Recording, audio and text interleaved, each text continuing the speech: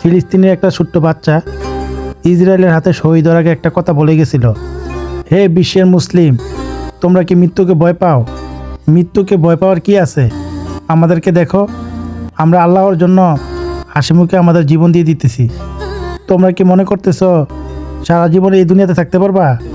কখনোই না।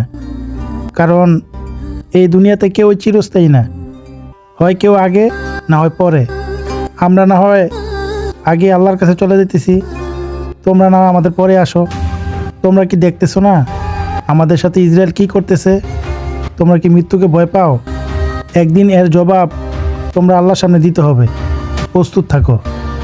একবার ভাবেন তো, ওই ছোট্ট বাচ্চাটার কথা কত গভীর। যদি আল্লাহ আমাদেরকে ধরে, আল্লাহর কাছে আমরা কী জবাব দেবো? কোনো জবাব নেই ভাই, কোনো জবাব নাই।